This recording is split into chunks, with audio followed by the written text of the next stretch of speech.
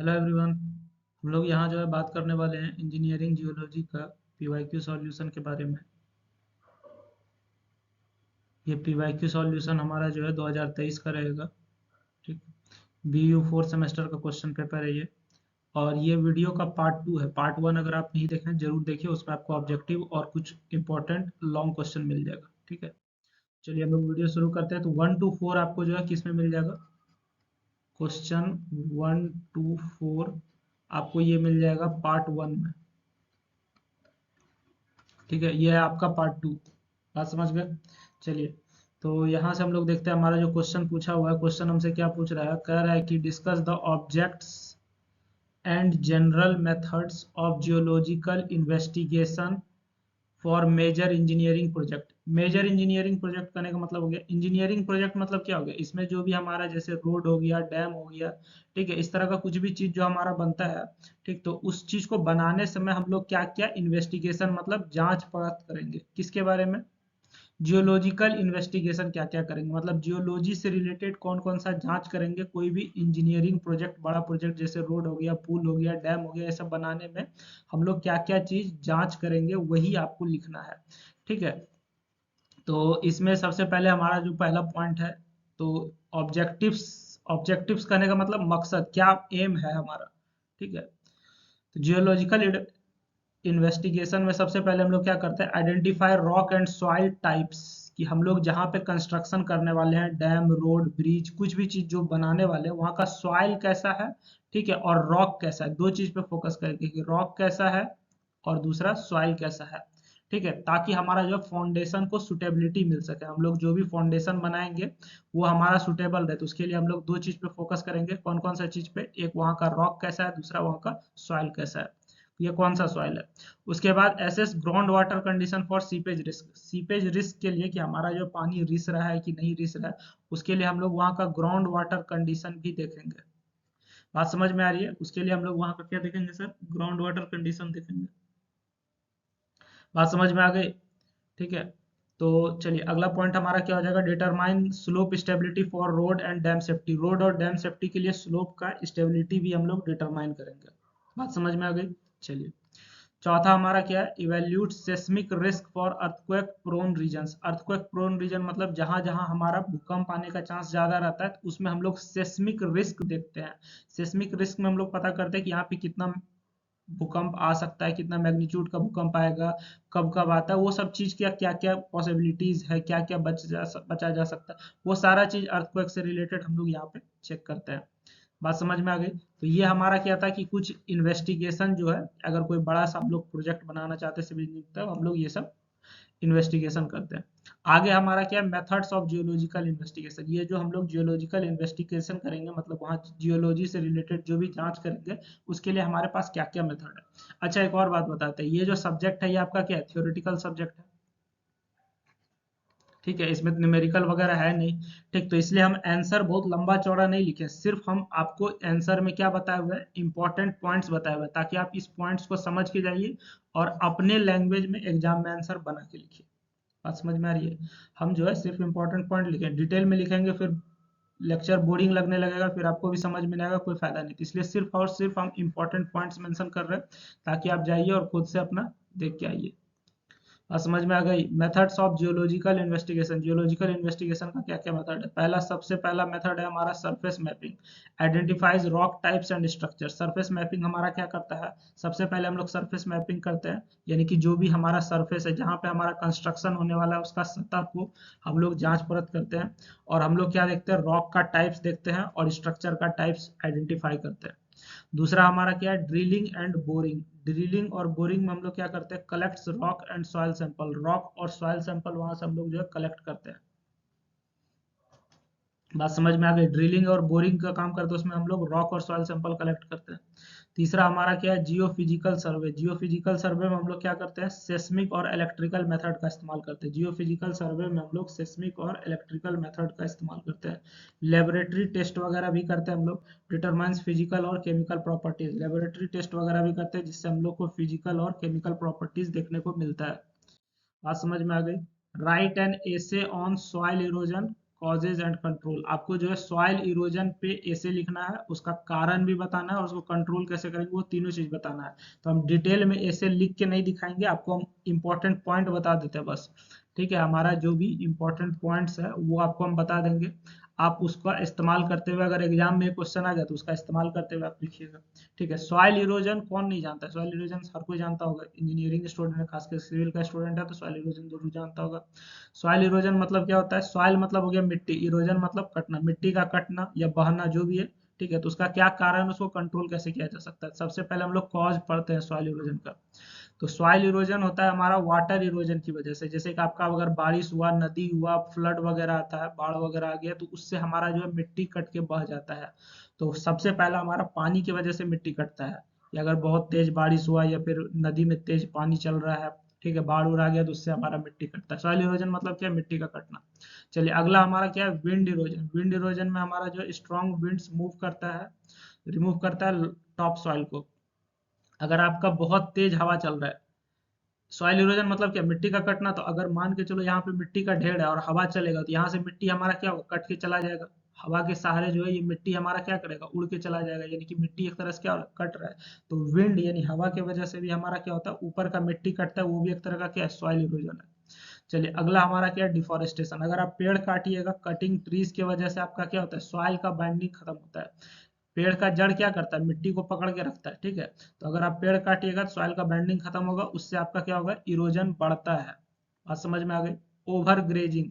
Over grazing क्या होता है? Excessive life stock grazing damages vegetation.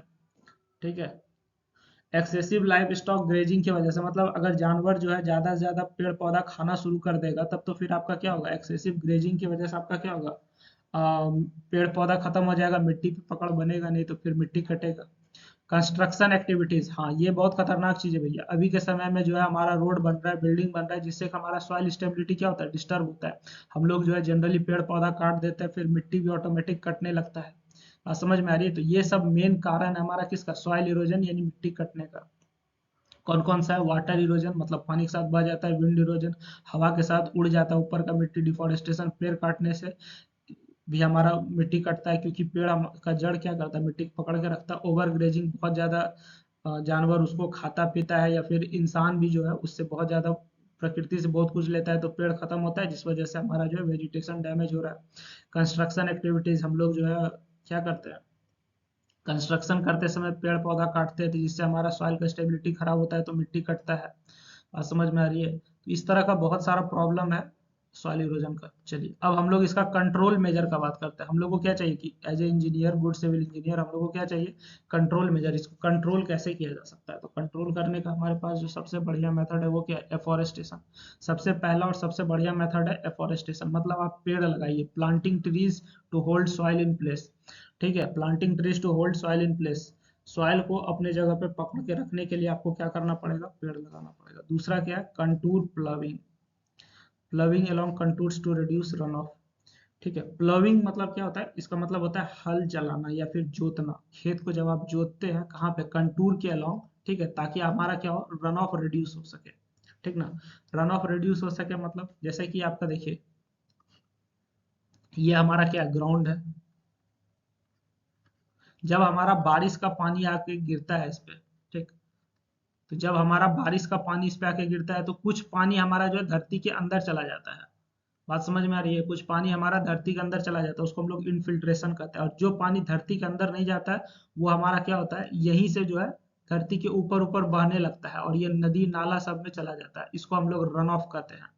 ठीक है, अगर आप क्या कीजिएगा, पहाड़ी इलाका में जो आपका जो इसका पहाड़ी इलाका में जो इसका कंटूर है, ठीक है, वहां पे अगर आप खेती वगैरह कीजिएगा या फिर हल चलाइएगा तो उससे आप क्या कर सकते हैं? मिट्टी को कटने से बचा सकते हैं। आपको मालूम है ना, पहाड़ी इलाका में इस तरीके से जो है स्टेप फार्मिंग होता है। पहाड़ी इलाका में क्या होता है? स्टेप फार्मिंग, सीढ़ी नुमा खेती होता है। ठीक है, तो जहां पे आपका सीढ़ी का किनारा है वहां पे अगर आप हल चलाइएगा तो आपका क्या होगा? मिट्टी कटने से बचेगा। ठीक है, तो ये हमारा दूसरा मेथड हो गया। चलिए, सबसे पहला मेथड हमारा क्या है? एफोरेस्टेशन। एफोरेस्टेशन में हम लोग क्या करते हैं? मिट्टी को कटने से बचाने के लिए हम लोग पेड़ लगाते हैं। ठीक, दूसरा मेथड में हम लोग क्या करते हैं? कंटूर प्लविंग। कंटूर प्लविंग मतलब जहाँ पे पहाड़ी इलाका में जहाँ पे सीढ़ी नुमा खेती होता है, ठीक है, तो वैसे जगह पे हम लोग क्या करते हैं? कि जहाँ पे हमारा सीढ़ी बना हुआ है वहां पे जाके हम लोग हल चलाते हैं या फिर वहां पे हम लोग जो है जोतने का काम करते हैं। चलिए अगला हमारा चीज आता है टेरेसिंग। टेरेसिंग में हम लोग क्या करते हैं, creating steps on slopes to slow erosion. ठीक है, हमारा जहां जहां मतलब स्लोप है, ढलान वाला इलाका है, वहां पे हम लोग जो है सीढ़ी नुमा इस तरीके से काट देते हैं ताकि हमारा मिट्टी जो एक के बार में नहीं बह जाए। ठीक है, अगर मिट्टी कट के भी बहेगा तो एक बार में नहीं बहे, धीरे धीरे हमारा कट के गिरे। चलिए अगला हमारा क्या, मल्चिंग। मल्चिंग में हम लोग क्या करते हैं, ऑर्गेनिक कवर्स को इस्तेमाल करते हैं ताकि हम लोग सॉइल को प्रोटेक्ट कर सके। मल्चिंग में हम लोग क्या करते हैं, ऑर्गेनिक कवर्स इस्तेमाल करते हैं ताकि हम लोग सॉइल को प्रोटेक्ट कर सके। लास्ट में हमारा चेक डैम्स। चेक डैम्स का प्रयोग करते हैं, क्यों करते हैं sir, slowing down water flow in erosion prone areas. Erosion prone areas करने का मतलब जहां से मिट्टी ज्यादा कटता है वहां पे हम लोग वाटर का फ्लो को स्लो करते हैं। वाटर का फ्लो को क्या करते हैं, स्लो कर देते हैं, मतलब वहां जो है बहुत तेजी से पानी नहीं जाए, तेजी से पानी बहेगा तो आपका मिट्टी ज्यादा तेजी से कटेगा, तो उसको हम लोग स्लो कर देते हैं। बात समझ में आ गई। चलिए अगला क्वेश्चन क्या है, right the concepts of GIS and its application. GIS और एप्लीकेशन का कॉन्सेप्ट लिखिए डिफरेंट जियोलॉजिकल इन्वेस्टिगेशन के लिए। ठीक है, अलग अलग जियोलॉजिकल इन्वेस्टिगेशन में जीआईएस का क्या योगदान है और उसका क्या क्या यूज है, वो सारा चीज आपको बताना है। तो जीआईएस का फुल फॉर्म होता है ज्योग्राफिक इंफॉर्मेशन सिस्टम। ठीक है, जीआईएस का फुल फॉर्म क्या होता है, ज्योग्राफिक इंफॉर्मेशन सिस्टम। अगर आपने सर्वेइंग सब्जेक्ट पढ़ा है तो वहां पे आप जो है जीआईएस के बारे में पढ़े होंगे।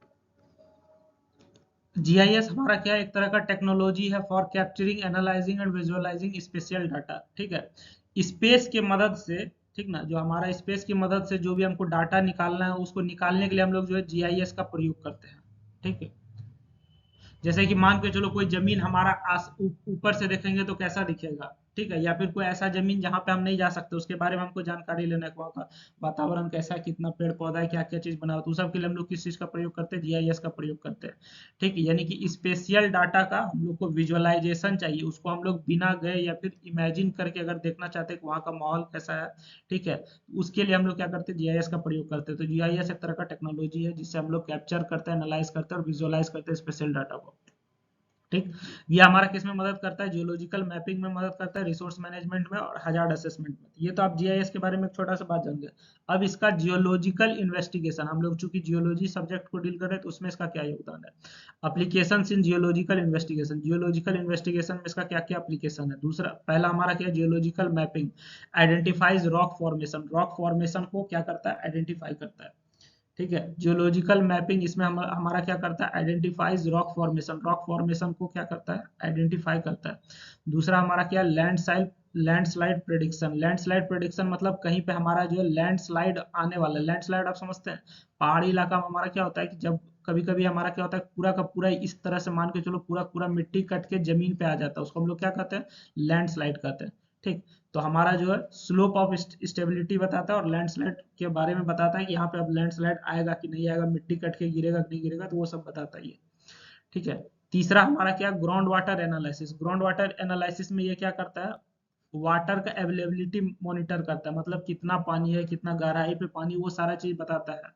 ठीक ना, आपको हम पहले बताए जीआईएस हमारा क्या है, जीआईएस हमारा जो एक तरह का टेक्नोलॉजी है, जहां पे हम लोग नहीं जा सकते वहां जीआईएस जाता है और वहां का जो है विजुअलाइजेशन आपको देता है कि वहां ऐसे ऐसे दिख रहा है। उसके बाद है मिनरल एक्सप्लोरेशन, लोकेट करता है पोटेंशियल माइनिंग साइट्स को। ठीक ना, मिनरल एक्सप्लोरेशन में क्या करता है, लोकेट करता है आपका पोटेंशियल माइनिंग साइट्स को। डिजास्टर मैनेजमेंट, डिजास्टर मैनेजमेंट में भी हमको मदद करता है, predicts floods and earthquake, flood और अर्थक्वेक को प्रेडिक्ट करता है। ठीक, चलिए अगला सवाल हमारा क्या है, describe the different layers of atmosphere. Atmosphere का अलग अलग लेयर को आपको बताना है। ठीक है, तो आप यहाँ से फिगर में देख सकते हैं, ये हमारा अर्थ हो गया और ये हमारा लेयर्स ऑफ एटमॉस्फेयर है। ट्रोपोस्फेयर हो गया, स्ट्रेटोस्फेयर हो गया, मेसोस्फेयर हो गया, थर्मोस्फेयर हो गया और एक्सोस्फेयर हो गया। तो हमारा जो है टोटल 6 लेयर है अर्थ का, तो वो हम लोग जो है एक एक करके भी सबको देखेंगे। आपको हम इंपॉर्टेंट पॉइंट बता देंगे, आप डिस्क्राइब करके अपना खुद से एग्जाम में अगर आ गया तो लिख लीजिएगा, क्योंकि अभी आप क्या है लास्ट मोमेंट में लोग समझने का कोशिश करते हैं, पीवाईक्यू में आंसर डिटेल में नहीं देखना, उसको समझना जरूरी होता है कि क्या पूछा गया। सबसे पहला हमारा ट्रोपोस्फेयर। ट्रोपोस्फेयर ये जो है, जैसे कि आप यहाँ पे देख सकते हैं फिगर में, ट्रोपोस्फेयर हमारा क्या, अर्थ के सबसे नजदीक है। ट्रोपोस्फेयर जो है अर्थ के सबसे नजदीक है, तो ये हमारा क्या हो जाएगा, closest to earth, contains weather system. ये अर्थ के सबसे नजदीक है ट्रोपोस्फेयर, इसमें हमारा क्या देखने को मिलता है, वेदर सिस्टम। ठीक है, आपका जो भी बादल वगैरह सब जो है वो यहाँ पे आपको आसपास में देखने को मिल जाएगा। उसके बाद हमारा आता है स्ट्रेटोस्फेयर। स्ट्रेटोस्फेयर हो गया क्या, ट्रोपोस्फेयर के बाद ये दूसरा वाला, ठीक है। इसमें हमारा ओजोन लेयर होता है। स्ट्रेटोस्फेयर में हमारा क्या होता है, ozone layer, contains the ozone layer, ठीक। चलिए अगला हमारा आता है मेसोस्फेयर। मेसोस्फेयर मतलब हो गया, पहले ट्रोपोस्फेयर, स्ट्रेटोस्फेयर, अब हो गया मेसोस्फेयर, ठीक है। मेसोस्फेयर ये जो है इसको हम लोग सब क्या कहते हैं, मेसोस्फेयर को हम लोग कोल्डेस्ट लेयर भी कहते हैं, जहाँ पे मेटेरियोर्स बर्न करता है, ठीक है। ये मेटेरियोर्स क्या है, ये जियोग्राफी या जियोलॉजी का टर्म है, आप अगर पढ़े होंगे बुक अच्छे से तो उसमें मिल जाएगा आपको, ठीक। मेसोस्फेयर क्या है, कोल्डेस्ट लेयर है। चलिए आगे हमारा क्या आता है, थर्मोस्फेयर। थर्मोस्फेयर इसका मतलब, थर्म मतलब क्या होता है, हीट, कहीं पे भी थर्म शब्द आ जाएगा मतलब हीट, यानी कि हाई टेम्परेचर्स की वजह से ही आपको देखने को मिलता है, ऑरोरास ऑकर होता है यहाँ पे। चलिए अगला हमारा क्या, एक्सोस्फेयर। एक्सोस्फेयर आपका कहाँ हो गया, सबसे लास्ट वाला हो गया, ठीक है। Outermost layer merges into space. ये ऑटर मोस्ट लेयर हो गया जो कि हमारा कहाँ होता है, स्पेस में जाके मर्ज हो जाता है, ठीक है। इसमें सैटेलाइट वगैरह आपको देखने को मिलेगा। तो यहाँ फिगर के अनुसार आप देख सकते हैं, फिगर के अनुसार कि किस लेयर में हमको जो है क्या क्या देखने को मिलेगा, क्या क्या एवरेज हाइट रहेगा, ठीक है। कौन सा लेयर कैसे रहेगा, सीक्वेंस आपके लिए इंपॉर्टेंट है क्योंकि एग्जाम में कभी कभी सीक्वेंस भी पूछ सकता है। सबसे नीचे ट्रोपोस्फेयर, फिर स्ट्रेटोस्फेयर, फिर मेसोस्फेयर, फिर थर्मोस्फेयर, फिर लास्ट में एक्सोस्फेयर। चलिए अगला क्वेश्चन क्या है, write down the different textures of igneous rock. Igneous rock आप पढ़े होंगे, ठीक। इग्नियस रॉक का जो है अलग अलग टेक्सचर को आप लिखिए। तो texture in igneous rocks refers to size, shape, arrangement of mineral grains within the rock. Texture मतलब क्या हो गया कि रॉक के अंदर, विद इन द रॉक, यहाँ पे गौर से फरमाइएगा क्या कह रहा है, with in the rock. With in the rock मतलब रॉक के अंदर, ठीक है। आपका जो भी साइज है, शेप है और अरेंजमेंट है मिनरल ग्रेन्स का, रॉक के अंदर जो भी आपका साइज है, शेप है और अरेंजमेंट है मिनरल ग्रेन्स का, ठीक है, उसको हम लोग क्या कहते हैं, टेक्सचर कहते हैं, ठीक। Influenced by the cooling rate. ये किससे इन्फ्लुएंस होता है, कूलिंग रेट से, विस्कोसिटी से, कंपोजिशन ऑफ मैग्मा से। बात समझ में आ रही है, ये इन्फ्लुएंस होता है किससे, कूलिंग रेट से, विस्कोसिटी से, कंपोजिशन ऑफ मैग्मा से, ठीक है। Types of igneous rock texture. Types of igneous rock texture.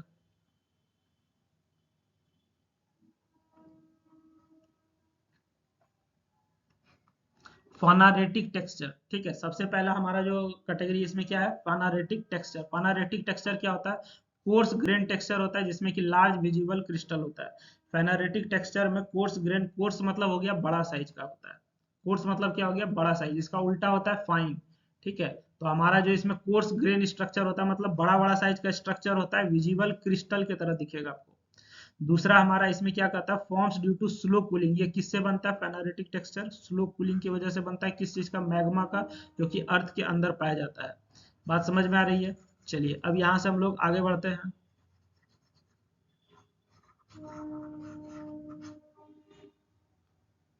अगला पॉइंट हमारा क्या है, इसका एग्जांपल में आ जाएगा ग्रेनाइट, ड्योराइट, गैब्रो, ठीक है। आप याद रखिएगा फेनोलिटिक टेक्सचर में। चलिए अगला हमारा क्या है, इग्नियस रॉक का टेक्सचर, वो है एफानिटिक टेक्सचर। एफानिटिक टेक्सचर, एफानिटिक टेक्सचर में हमारा क्या देखने को मिलता है सर, फाइन ग्रेन टेक्सचर होता है। अभी आपको बताया कोर्स ग्रेन मतलब हो गया बड़ा साइज, फाइन ग्रेन मतलब हो गया क्या, छोटा साइज, यानी कि स्मॉल साइज का होगा, ठीक है। माइक्रोस्कोपिक क्रिस्टल होता है। माइक्रोस्कोपिक क्रिस्टल मतलब छोटा छोटा एकदम महीन क्रिस्टल होता है, डॉट डॉट इस तरह से क्रिस्टल आपको देखने को मिलेगा। Forms due to rapid cooling, ये किसकी वजह से बनता है, रैपिड कूलिंग की वजह से बनता है। याद रखिएगा फेनेट्रिक टेक्सचर जो है ये स्लो कूलिंग की वजह से बनता है, और ये किसकी वजह से बनता है, रैपिड कूलिंग। रैपिड मतलब हो गया एकदम तेजी से, स्लो मतलब हो गया धीरे धीरे। उसके बाद इसका एग्जांपल क्या हो जाएगा, बसाल्ट हो जाएगा, रायोलाइट हो जाएगा, एंडेसाइट हो जाएगा, ठीक है। तो ये दो तरह का टेक्सचर हो गया, बाकी टेक्सचर भी हम लोग देखते हैं। अगला जो हमारा टेक्सचर है वो हमारा क्या है, पोरोफाइट्रिक टेक्सचर है, ठीक है। इसमें हमारा क्या होता है, लार्ज क्रिस्टल होता है जो कि फाइन ग्रेन मैट्रिक्स में एम्बेडेड होता है। Forms due to two stage cooling, ये दो स्टेज कूलिंग की वजह से होता है। Some minerals crystallise before eruption, कुछ मिनरल्स जो है इरप्शन के पहले क्रिस्टलाइज हो जाता है। इसका एग्जांपल क्या हो जाएगा, porphyritic basalt, porphyritic granite. Glassy texture, glassy texture क्या है, no visible crystals due to extremely rapid cooling. बहुत तेजी से कूलिंग होता है, एकदम एक्सट्रीम लेवल का तेजी से कूलिंग होता है, ठीक है। तो वहां पे कोई विजिबल क्रिस्टल देखने को नहीं मिलता है, इसलिए हमारा जो है ग्लासी टेक्सचर देता है ये। ग्लासी टेक्सचर करने का मतलब शीशा देखे एकदम कितना मस्त चमकता है, ठीक है। तो उसी तरीके से जो है एक्सट्रीम रैपिड कूलिंग की वजह से इसमें ग्लासी टेक्सचर देखने को मिलता है, कोई क्रिस्टल नहीं दिखेगा आपको। चलिए अगला हमारा क्या, फॉर्म्स व्हेन लावा कूल्स, ये हमारा कब बनता है, जब लावा ठंडा होता है सो फास्ट। और ये जो लावा ठंडा होता है बहुत फास्ट स्पीड से होता है, एकदम काफी तेज से होता है, इसलिए इसमें क्रिस्टल देखने को नहीं मिलता है। Crystallisation does not occur. चलिए इसका एग्जांपल क्या, ऑब्सिडियन, ऑब्सिडियन, ठीक। चलिए आगे हमारा क्या, वेसिकुलर टेक्सचर। वेसिकुलर टेक्सचर में हमारा क्या होता है, वेसिकुलर टेक्सचर में contains gas bubbles form due to escape during lava cooling. Lava cooling के समय जो है escape की वजह से आपका जो है गैस बबल्स वगैरह बनता है, तो उसकी वजह से होता है। इसका एग्जांपल क्या हो जाएगा, पुमाइस, स्कोरिया, ठीक। चलिए अगला हमारा क्या है, पायरोक्लास्टिक टेक्सचर। पायरोक्लास्टिक टेक्सचर हमारा किसकी वजह से होता है, ये fragments of volcanic material, volcanic material का जो फ्रेगमेंट है, क्या क्या, जैसे कि आपका एस हो गया, पुमाइस हो गया, रॉक डेब्रिस हो गया, ठीक है, जो कि आपका इरप्शन के समय बाहर निकलता है, तो उसके वजह से होता है ये। चलिए अगला हमारा क्या, इसका एग्जांपल अगर आप बात किया जाए तो टफ या वॉल्केनिक ब्रेसिया इसका एग्जांपल हो जाएगा, टफ या वॉल्केनिक ब्रेसिया इसका एग्जांपल। अगला हमारा क्या, explain the crystal system and their axis of symmetry. Crystal system को एक्सप्लेन कीजिए और उसका एक्सिस ऑफ सिमेट्री को एक्सप्लेन कीजिए, ठीक है। तो एक एक करके हम लोग देखते हैं कौन कौन सा क्रिस्टल है। क्रिस्टल को क्लासिफाई किया गया 7 क्रिस्टल सिस्टम में, 7 क्रिस्टल सिस्टम में क्लासिफाई किया गया है, किसके आधार पे, एक्सिस ऑफ और सिमेट्री एलिमेंट्स के आधार पे, ठीक है, एक्सेस और सिमेट्री एलिमेंट्स के आधार पे। सबसे पहला हमारा आता है क्यूबिक सिस्टम। क्यूबिक सिस्टम हमारा क्या है, इसमें जो है क्यूबिक मतलब क्या हो गया, 3, आप पढ़े होंगे क्यूब के बारे में, ठीक है। तो क्यूबिक मतलब हो गया, यहाँ पे जनरली हमारा जो है 3 इक्वल एक्सिस होता है, जो कि कहाँ पे होता है, 90 डिग्री के एंगल पे होता है, ठीक है। एक्स वाई जेड आप पढ़े होंगे। क्यूब जब बनता है तो हमारा क्या होता है, 3 कोण, ये 3 लाइन मिलके क्यूब बनाता है, ठीक है। क्यूब जो है आप देखे होंगे, जो बनता है हमारा, क्यूब और क्यूबाइड तीनों जो है एकदम सेम कंडीशन है, ठीक है। बस ये क्यूब में साइड बराबर होता है, क्यूबाइड में नहीं होता है। तो इसमें आपका 3 कोना होता है, ये आपका हो गया, एक इधर हो गया एक्स एक्सिस, ऊपर हो गया वाई एक्सिस, और एक आप अंदर की तरफ मान लीजिए जेड एक्सिस, ठीक है। तो 3 होगा और तीनों हमारा कितना एंगल पे होगा, 90 डिग्री के एंगल पे होगा, ठीक। इसका एग्जांपल क्या हो जाएगा, डायमंड, पैराइट, हेलाइट इसका एग्जांपल हो जाएगा। चलिए अगला हमारा क्या है, टेट्रागोनल सिस्टम। टेट्रागोनल सिस्टम में हमारा क्या होता है कि 2 इक्वल एक्सिस, ठीक है, और एक डिफरेंट एक्सिस, 2 इक्वल एक्सिस होगा और एक डिफरेंट एक्सिस होगा, सब जो है 90 डिग्री पे आके मिलेगा, ठीक। इसका एग्जांपल हो जाएगा जिरकॉन रूटाइल। उसके बाद होता है ऑर्थोरोम्बिक सिस्टम। ऑर्थोरोम्बिक सिस्टम जो है, इसमें हमारा क्या होता है, 3 अनइक्वल एक्सिस जो है वो 90 डिग्री पे मिलता है, 3 अनइक्वल एक्सिस हमारा 90 डिग्री पे आके मिलेगा। इसका एग्जांपल टोपाज, ओलिवाइट। अगला हमारा जो है वो क्या है, हेक्सागोनल सिस्टम है। हेक्सागोनल सिस्टम में क्या होता है, 3 इक्वल एक्सिस जो है 120 डिग्री एंगल पे मिलेगा और एक परपेंडिकुलर एक्सिस होगा, ठीक है। इसका एग्जांपल क्वार्ट्ज और ग्रेफाइट। अगला हमारा है ट्राइगोनल सिस्टम। ट्राइगोनल सिस्टम हमारा क्या है, ये हेक्सागोनल सिस्टम से मिलता जुलता है, लेकिन इसमें 3 फोल्ड रोटेशनल एक्सिस होता है। उसके बाद हमारा जो है क्या हो जाएगा, कैल्साइट, टॉर्मालाइन हो जाएगा एग्जांपल। फिर हमारा क्या, मोनोक्लिनिक सिस्टम। मोनोक्लिनिक सिस्टम में हमारा क्या होता है, 3 अनइक्वल एक्सिस होता है, जिसमें कि 2 90 डिग्री पे होता है और एक इंक्लाइंड होता है। इसका एग्जांपल हो जाएगा जिप्सम, माइका, ठीक है। Triclinic system. ट्राइक्लिनिक सिस्टम जो है, इसमें 3 अनइक्वल एक्सिस होता है, कोई भी 90 डिग्री पे नहीं होता है। इसका एग्जांपल है फील्ड स्पार, कैनाइट, ठीक है। तो आप इसको जो है एक बार पढ़ लीजिएगा, ठीक ना, अच्छे से पढ़ लीजिएगा, स्क्रीनशॉट लेके पढ़ लीजिएगा, आपको समझ में आ जाएगा, सिंपल है, समझ गए। चलिए discuss the causes of landslides, right classification of landslide, ठीक। अब हम लोग जो है लैंडस्लाइड के बारे में पढ़ेंगे और उसका क्लासिफिकेशन पढ़ेंगे और उसका कारण पढ़ेंगे, कॉज पढ़ेंगे क्यों हो रहा है, उसका क्लासिफाई कैसे करते हैं, वो सारा चीज पढ़ेंगे, ठीक है। चलिए आपको एक बात बताते हैं, लैंडस्लाइड बताएंगे कि लैंडस्लाइड हमारा क्या होता है। लैंडस्लाइड में आपको क्या बताया हुआ है कि जैसे कि हमारा मान के चलो ये पहाड़ी क्षेत्र है, पहाड़ पे आप देखिएगा मिट्टी जो है पूरा कट के अचानक से कहाँ आ जाता है, नीचे जमीन पे आ जाता है, पूरा का पूरा मिट्टी जो है यहाँ से कट के ससर के नीचे आ जाता है, इसी को हम लोग एक तरह से क्या कर सकते हैं, लैंडस्लाइड कर सकते हैं, ठीक है। चलिए अब यहाँ पे हमारा क्या होता है, ये लैंडस्लाइड जो है वो आपका क्या, एक तरह का स्टेबिलिटी ऑफ स्लोप पे डिपेंड करता है। ये स्टेबिलिटी ऑफ स्लोप क्या है सर, आप पढ़िएगा, सिविल में इंजीनियरिंग में ही पढ़ना है, सॉइल मैकेनिक्स में आप पढ़िएगा, स्टेबिलिटी ऑफ स्लोप पे डिपेंड करेगा, ठीक। चलिए आगे बढ़ते हैं, कॉजेज ऑफ लैंडस्लाइड हम लोग देखते हैं, ठीक ना। लैंडस्लाइड का क्या क्या कारण है, तो सबसे पहला हमारा दो तरह का कारण पढ़ेंगे, एक नेचुरल कारण पढ़ेंगे, दूसरा मैनमेड कारण पढ़ेंगे। हम लोग जो है लैंडस्लाइड का क्या पढ़ेंगे, नेचुरल कारण पढ़ेंगे और मैनमेड कारण पढ़ेंगे। तो नेचुरल कारण क्या है, हैवी रेनफॉल, अगर बहुत तेज बारिश हो रही है तो वो हमारा क्या करेगा, सॉइल को सैचुरेट कर देता है, मतलब पूरा भिगा देता है, उसका स्टेबिलिटी खत्म हो गया। अभी तुरंत आपको बोले ना कि स्टेबिलिटी ऑफ स्लोप का चीज है, तो उसका स्टेबिलिटी खत्म हो जाता है, उसके बाद मिट्टी ऑटोमेटिक गिर जाता है। दूसरा हमारा क्या है, अर्थक्वेक। अर्थक्वेक वगैरह जब आता है, भूकंप आता है तो वाइब्रेशन होता है, जब भूकंप आता है तो आपको मालूम वाइब्रेशन होता है, जिसकी वजह से स्लोप फेलियर देखने को मिलता है। तीसरा है वॉल्केनिक इरप्शन। जब वॉल्केनिक इरप्शन होता है, ठीक है, तो उसके वजह से हमारा जो है ऐश यानी कि राख और लावा जो है, ठीक है, वो हमारा स्लोप्स को कमजोर कर देता है। उसके बाद हमारा स्नो मेल्ट, बर्फ के पिघलने की वजह से भी होता है। एक्सेस वाटर लूजेंस सॉइल, ठीक है, अगर बहुत ज्यादा पानी हमारा हो गया तो मिट्टी हमारा जो उससे कमजोर पड़ जाता है। Human induced causes, human induced causes की वजह से कैसे कैसे लैंडस्लाइड होता है वो बताता है। अच्छा, एक और बात, अगर आपको वीडियो अच्छा लग रहा है तो आप ज्यादा से ज्यादा लोगों को क्या कीजिएगा, शेयर कीजिएगा, ठीक है, लाइक वाइक तो करते हैं, आपका इच्छा मन है कीजिए, नहीं है तो कोई जरूरी नहीं है, ठीक, लेकिन आप हमको जो है कमेंट में बताइएगा कि आपका नेक्स्ट सब्जेक्ट क्या है, ताकि हम उस पर जो है वीडियो बना देंगे। आपको कमेंट में बताना है कि आपका नेक्स्ट सब्जेक्ट क्या है, ताकि हम उस पर जो है वीडियो अपडेट कर देंगे, ठीक। चलिए, तो अब हम लोग क्या देखेंगे कि हमारा जो है ह्यूमन इंड्यूस्ड कॉज क्या है, इंसान की हरकत की वजह से। सबसे पहले इंसान क्या कर रहा है, अपने आप को अच्छा दिखाने के चक्कर में पेड़ काट रहा है, ठीक है, पेड़ गया, जब जड़ गया, पेड़ गया तो जड़ गया, और जड़ गया तो मिट्टी गया, मिट्टी को पकड़ के कौन रखता है, जड़ पकड़ के रखता है। उसके बाद कंस्ट्रक्शन एक्टिविटीज, इंसान जो है क्या कर रहा है, बहुत ज्यादा कंस्ट्रक्शन का काम कर रहा है, तो एक्सकावेशन की वजह से हमारा जो है स्लोप कमजोर पड़ जाता है। स्लोप मतलब हो गया ढलान, ठीक है, तो एक्सकावेशन की वजह से स्लोप कमजोर पड़ जाता है। माइनिंग एंड ब्लास्टिंग, ठीक है। अच्छा, एक और बात, अभी आपको हम क्या बोले थे, लैंडस्लाइड हमारा पहाड़ी इलाका में होता है, नहीं, लैंडस्लाइड पहाड़ी इलाका में सबसे ज्यादा होता है, ठीक है, पहाड़ी इलाका में हमारा सबसे ज्यादा होता है, लेकिन नॉर्मल ग्राउंड पे भी होता है, क्योंकि आपको नॉर्मल ग्राउंड का स्लोप भले पता नहीं चलेगा, लेकिन अंदर में कुछ ना कुछ स्लोप होता है, तो ये हमारा नॉर्मल ग्राउंड पे भी देखने को मिलता है, लेकिन पहाड़ी इलाका में सबसे ज्यादा देखने को मिलता है। माइनिंग और ब्लास्टिंग की वजह से भी आर्टिफिशियल माइनिंग और ब्लास्टिंग की जगह आर्टिफिशियल वाइब्रेशन होगा, उसके वजह से भी ग्राउंड जो है डिस्टेबलाइज हो जाता है। उसके बाद पुअर ड्रेनेज की वजह से भी होता है, वाटर एकुमुलेशन ज्यादा होगा तो इससे प्रेशर इंक्रीज करता है, ठीक है, तो उसके वजह से भी आपका लैंडस्लाइड देखने को मिलेगा। चलिए, अगला क्वेश्चन हमारा अच्छा, क्लासिफिकेशन ऑफ लैंडस्लाइड देख लेते हैं, ठीक, ये भी हमसे पूछे हुए। तो क्लासिफिकेशन में हम लोग बात करेंगे कि इसको हम लोग बात बांधते हैं, सबसे पहला कैटेगरी वो फॉल्स में, ठीक है। फॉल्स में हमारा क्या होता है,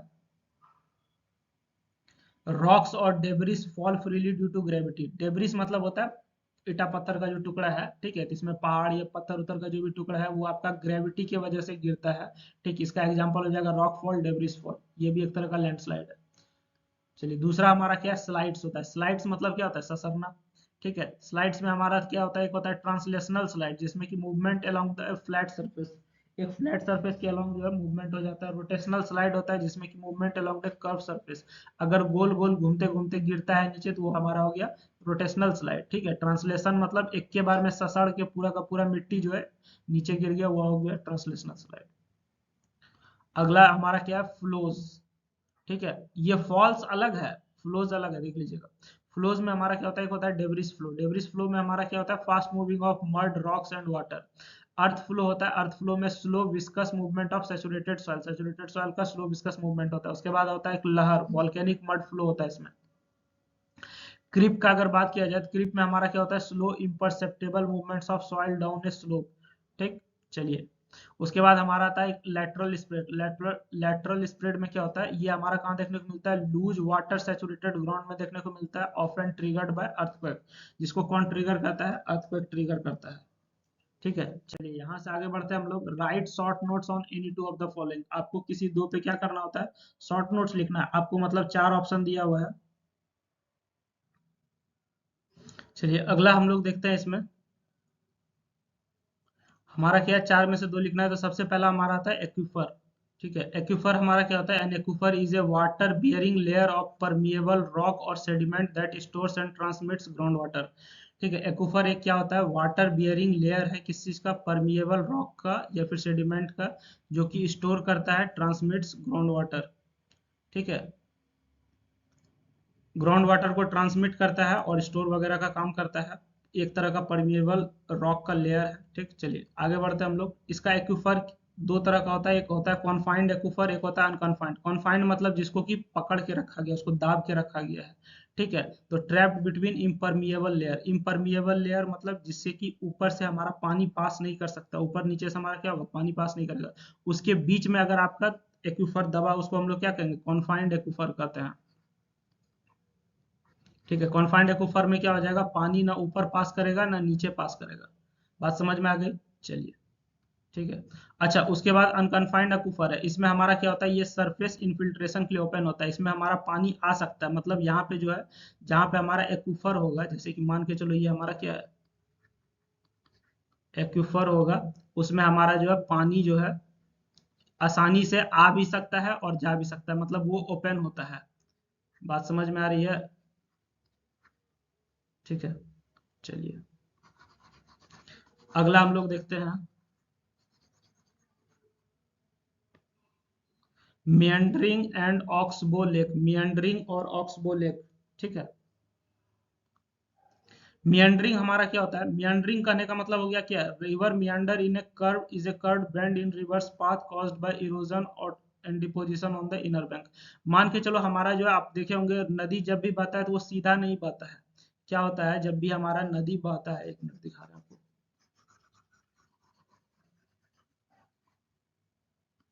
जब भी हमारा नदी बहता है तो टेढ़ा मेढ़ा बहता है, ठीक है। ये जो कर्व वगैरह बनता है नदी के बहते समय, इसी को हम लोग क्या कहते हैं, मियंडर कहते हैं, ठीक ना।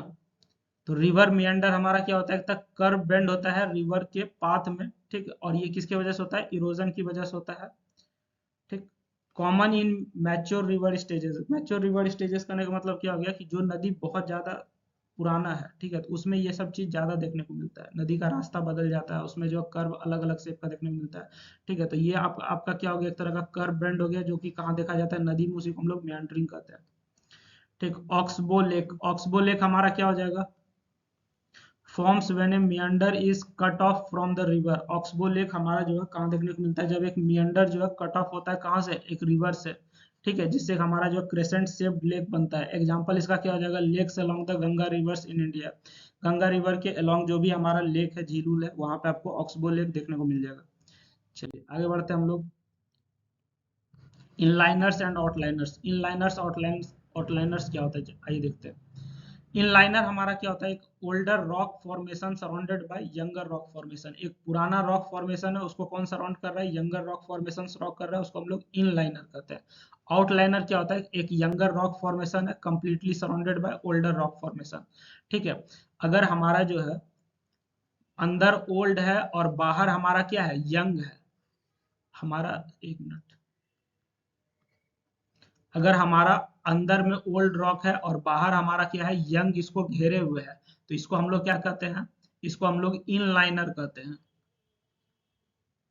ठीक है। अगर हमारा अंदर में जो है यंग है, ठीक है, और बाहर इसको कौन घेरे हुए है, ओल्ड घेरे हुए है, तो इसको हम लोग क्या कहते हैं, आउटलाइनर कहते हैं।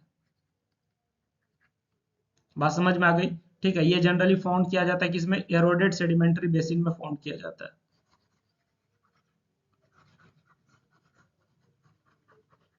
चलिए अब यहां से हम लोग आगे बढ़ते हैं,